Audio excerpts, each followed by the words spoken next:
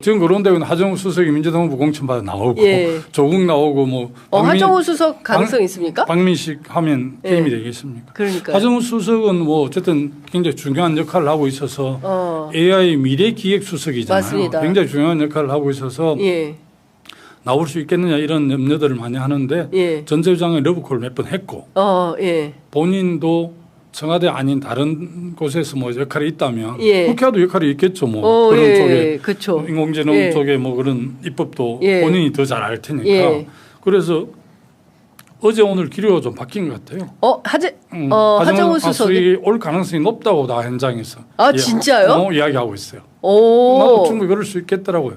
구덕고등학교 그쪽에 전재수 장관 후배예요. 네. 참 세상에는 비밀이 없습니다. 어제 저녁 제가 대구 김부겸 후보 개소식 마치고 서울에 올라와서 하정우 청와대 AI 수석과 저녁 식사를 했습니다. 한 2시간가량 하면서 제가 하정우 수석에게 대한민국 AI 3대 강국 설계자가 바로 하정우 수석 아니냐. 이제 그 설계한 것을 국회에 와서 입법으로 완성하고 마무리해야 된다고 생각한다. 최종 결심을 밤새 하지 않았을까 그런 생각이 듭니다. 아마도 좋은 소식을 여러분께 전할 수 있을 것이라 생각합니다. 네. 벌써 4주 전입니다.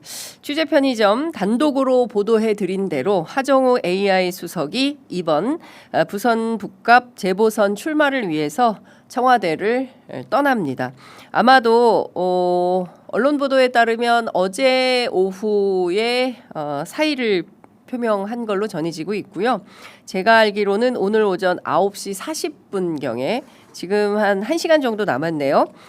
오전 9시 40분 무렵에 춘추관에 들러서 기자들과 작별 인사를 나눌 예정인 것으로 전해지고 있습니다.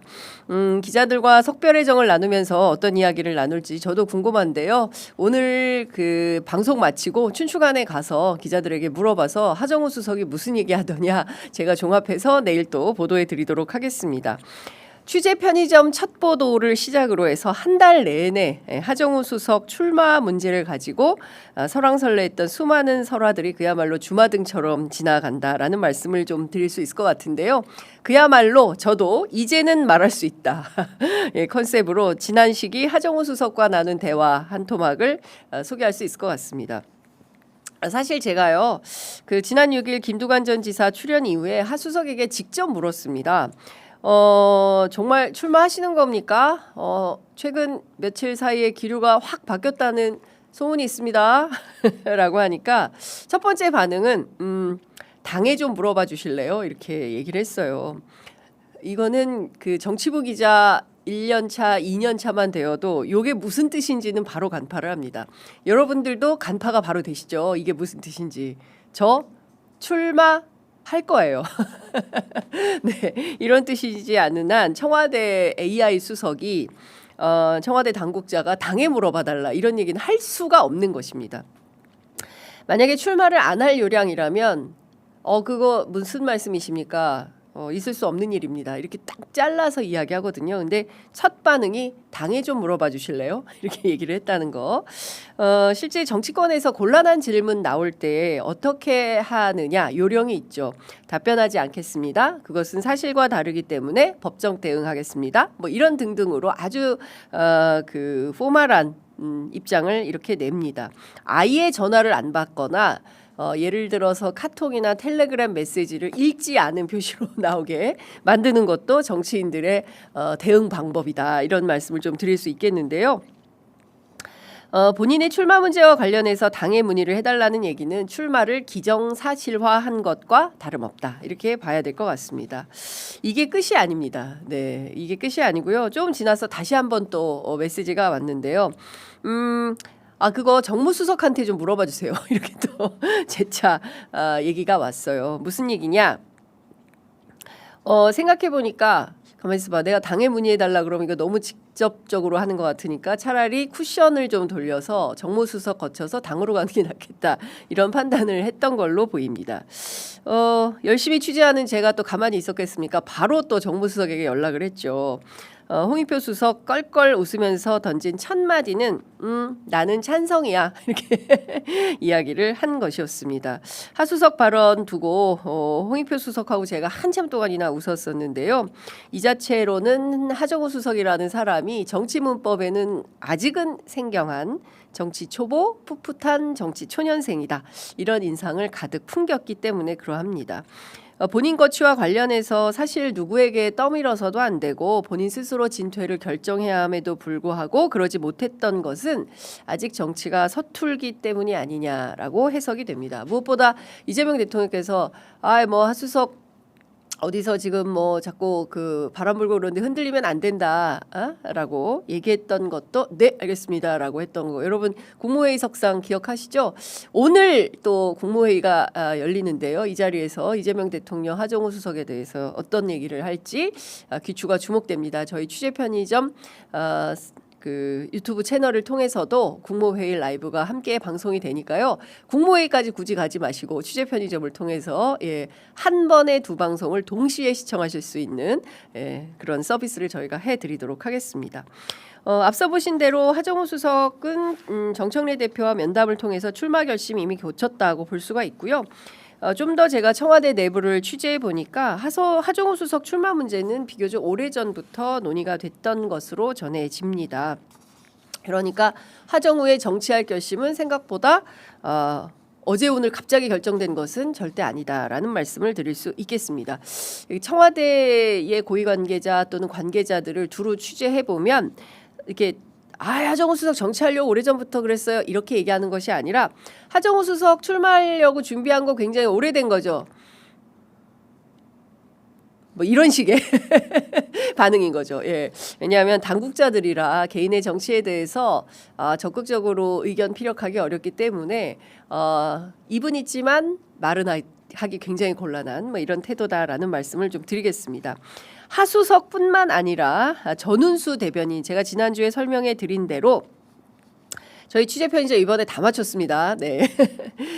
전운수 대변인도 오늘 하정우 수석과 함께 청와대를 떠나면서 아마도 아산으로 출마할 가능성이 매우 농후해 보입니다. 전우수 대변인 같은 경우에는 지난 총선에서 울산 남갑에 도전했다 좌절했죠. 그리고 상대당 후보였던 김상욱 의원이 파란만장한 상황을 거쳐서 민주당으로 입당을 하면서 사실상 지역위원회가 김상욱 의원에게 넘어갔다라고 볼 수가 있을 것 같은데요. 청와대 부대변인으로 들어왔을 때부터 국회의원 출마 결심을 이미 마쳤다고 해도 과언이 아니냐라는 분석도 나옵니다. 어디로 가느냐? 앞서 말씀드린 대로 강훈식 비서실장의 지역구인 충남 아산을 물려받게 될 가능성이 매우 큽니다. 어제는 수도권만 발표를 했는데요. 29일 국회의원 총사퇴를 하게 되지 않습니까? 요 무렵에서 아마 다 모든 것이 발표되지 않을까라는 전망이 우세합니다. 잘 모르실 것 같아서 제가 조금 더 설명을 좀 드리도록 하겠습니다. 전운수 대변인 원래 부대변인이었다가 대변인으로 승진했다고 얘기를 해야 되겠죠. 1984년생이고요. 부산에서 태어나서 2살 때부터 울산에서 살았습니다. 울산에서 초중고 다 졸업하고 대학을 공주교대로 진학을 해서 초등학교 교사로 사회생활 첫 발을 뗀 분인데요. 5년 정도 교사 생활하다가 2015년 변시에 합격해서 울산 지역 인권 변호사로도 활약을 했습니다. 중요한 건 충남 아산 을구에서 전우수 대변인이 먹힐까 하는 점인데요. 역대 선거를 쭉 분석을 해보면 충남 아산 을은 적어도 2016년 박근혜 국정농단 사태, 박근혜 정부 때부터 더불어민주당의 강세 지역으로 분류해도 될 것 같습니다. KTX 천안 아산역이 생겼잖아요.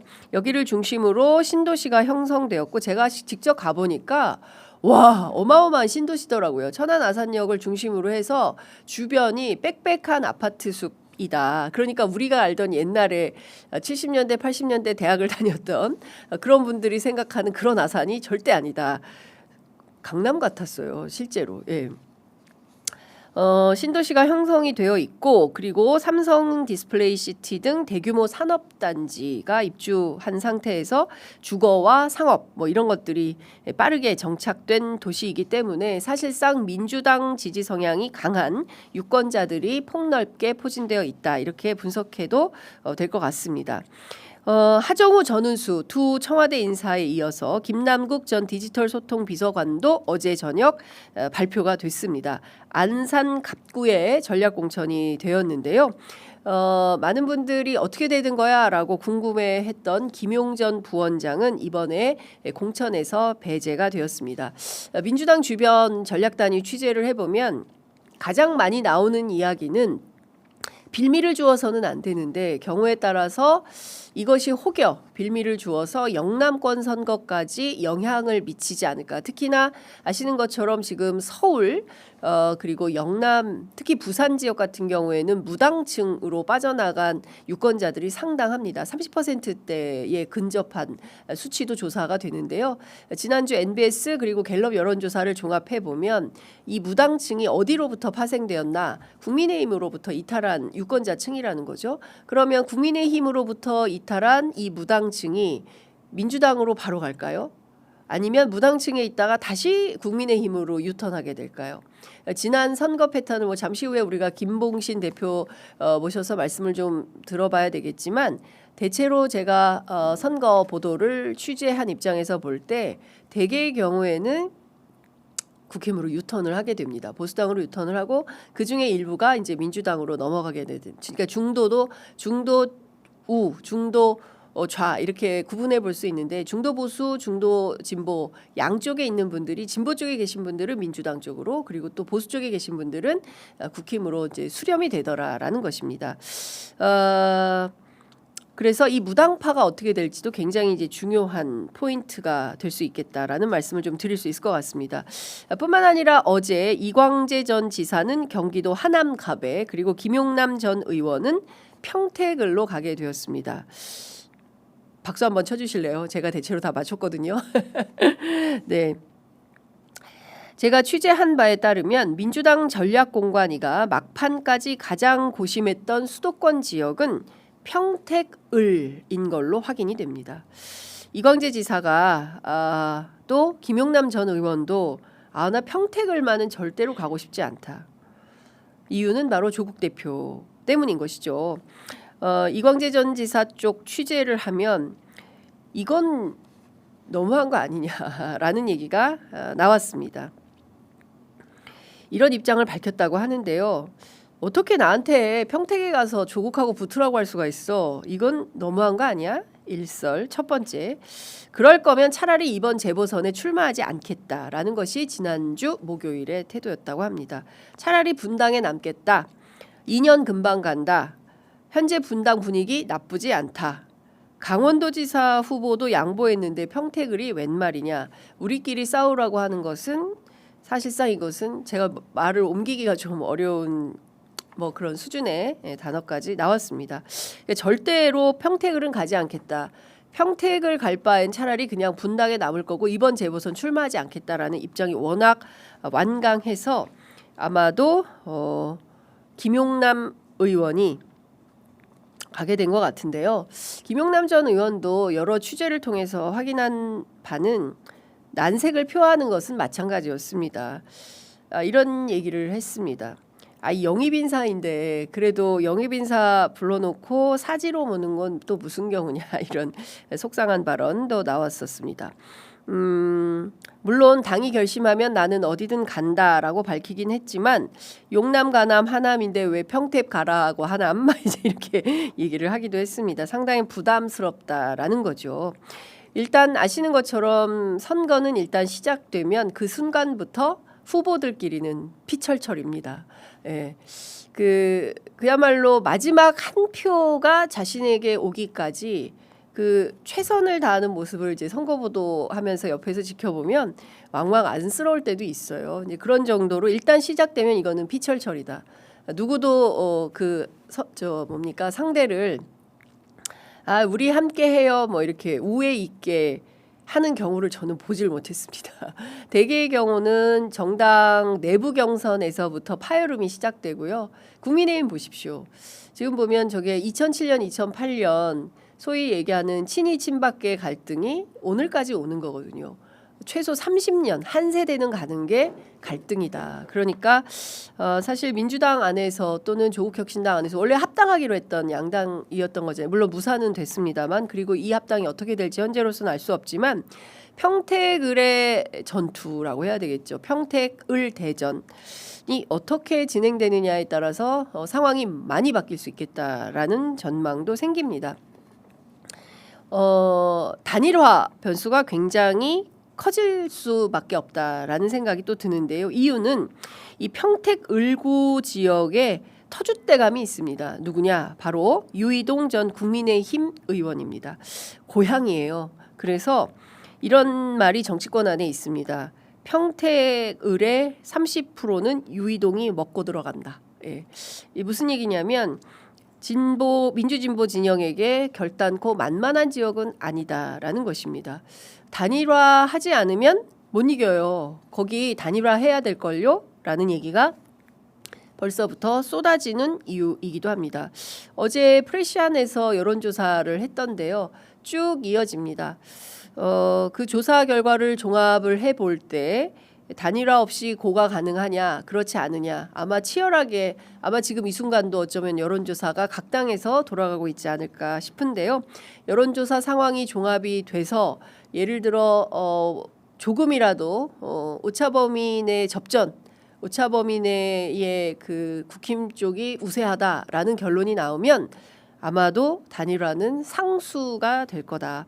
오자구도에서 끝까지 고 이게 어려울 수도 있겠다라는 분석이 나오는 사실입니다. 물론 평택병에 지역구를 둔 더불어민주당 김현정 의원은 평택이 과거하고 달리 유권자 지형이 많이 변화됐기 때문에 꼭 단일화하지 않아도 민주당 후보라면 승산이 있다 이렇게 분석을 하기도 합니다. 여러분께서는 어떻게 생각하십니까? 댓글창에 의견 올려주시면 제가 종합해서 보도해드리도록 하겠습니다. 조국 대표, 김용남 전 의원 그리고 김재현 진보당 대표 이 3자 간의 단일화하지 않고 이 산을 넘을 수 있겠나? 넘을 수 있다. 그렇지 않다. 뭐 이런 얘기가 나옵니다. 관련해서 조국혁신당의 고위 관계자도 취재했습니다. 평택을에 가장 먼저 깃발을 꽂은 쪽이기도 하죠. 일단 민주당 후보가 정해졌기 때문에 1차로는 유권자들의 평가를 받는 여론조사가 필요하다라고 밝히고요. 1차 평가 윤곽이 드러나면 오자구도로도 가능한 선거인지 그렇지 않은지가 드러날 것이고 그것을 바탕으로 추후 판단을 해보겠다라는 입장을 밝혔습니다. 민주당에서는 앞서 말씀드린 대로 단일화 없이 오자구도로 돌파 가능하다라는 판단은 하고 있는 것이고요. 김재현 진보당 대표는 민주진보 단일화를 외치고 있습니다. 제가 이 선거보도 취재하는 초반에 이런 말씀 드렸습니다. 진보당의 선거 전략은 민주당을 향한 거죠. 울산 줄게 평택 나오. 그러니까 울산시장 단일화를 진보당이 해줄 터이니 평택을 지역구 국회의원을 김재현 후보에게 단일화해달라라는 요구인데요. 이게 쉽지는 않아 보입니다. 그래서 울산은 울산 지역 단위에서 지역별 단일화를 하려고 하는데 이것 또한 진도가 안 나가는 것은 사실이고요. 평택에서도 지금 진보당은 단일화를 요구하고 있지만 민주당이나 또 조국혁신당 양당이 여론조사를 돌려봐서 오자구도로 돌파 가능하다 그러면 하다가 막판에 제가 생각하기에는 초반에는 각자 열심히 뛰다가 5월 중하순 이 선거가 임박한 마지막 주에 여론조사를 돌려서 여론조사로 단일화하지 않을까라는 생각이 좀 듭니다. 그냥 제 촉인데요. 여러분들과 함께 선거 상황을 지켜보면서 함께 분석해 보도록 하겠습니다. 앞서 말씀드린 대로 김용전 부원장이 강력히 출마를 희망했던 경기 안산 갑은 김남국 전 대변인이 공천장을 주게 됐습니다. 김남국 대변인보다 더 유명한 게 훈식이 형이 됐어요. 대통령께서 그 국무회의 석상에서 훈식이 형 어떻게 된 거요? 뭐 이렇게 얘기를 하시면서 이제 그냥 우스개 농담으로 넘어갔는데요. 이번에 당선이 된다면 청년 정치인으로 21대 안산 단원을에 이어서 다시 국회로 입성하게 됩니다. 앞으로 그가 어떤 정치를 펴나가게 될지 취재 편의점 추후 인터뷰를 통해서 공개하도록 하겠습니다. 이번 취재를 하면서 전은수 대변인에게 지역구를 물려주는 강훈식 비서실장의 심정은 어떤지 궁금해서요. 제가 연락을 좀 해봤습니다. 왜냐 무려 내리3선을 아산에서 했기 때문에 그렇습니다. 역시나 아주 공식적인 답변이 돌아왔습니다. 인용한 기사가 하나 있는데요. 어제 열린 청와대 비서실장 주재 수석 보좌관 회의 내용입니다. 6.3 지방선거를 앞두고 공직자의 정치적 중립 준수를 강조했다라는 기사의 링크를 보내준 것입니다. 선거에 영향을 미칠 수 있는 일체의 행위를 엄격히 금해야 한다. 공직자의 선거 관여 행위는 선거의 공정성과 국민 신뢰를 훼손할 수 있고 따라서 민정수석실을 포함해 경찰 등 관계기관의 공직자의 선거법 위반 행위가 발생하지 않도록 철저한 관리와 점검을 당부했다라는 것입니다. 공적 당부만 있었다는 건데요. 과연 그랬을까요? 저는 그렇진 않을 거라고 생각합니다. 추후에 전은수 대변인 스튜디오에 모셔서 인터뷰할 기회가 있다면 그때 모시고 좀 여쭤보도록 하겠습니다. 자, 이렇게 되면 모두 14개의 재보선 지역의 전략공천이 대략 마무리되어 가는 것 같습니다. 이 밖에 광주 광산을 민영배의 그 통합 광주 특별시장 후보로 되면서 이 지역구가 비게 되죠. 이 지역에 또 누가 가게 될까? 또 전북지사 후보로 나서게 된 이원택 의원의 지역구입니다. 전북 군산 김제 부안을 여긴 또 누가 가게 될지. 그밖에 제주 서귀포 충남 공주 부여 청양 박수현 대변인이죠. 그리고 대구 달성 추경호 의원 여기는 이제 국힘의 이진숙 후보가 아주 유력해 보이는데 민주당에서는 또 어떤 후보를 내세우게 될지 홍일학 전 의원이 도전장을 낼지 추후 취재하는 대로 또 전해드리도록 하겠습니다.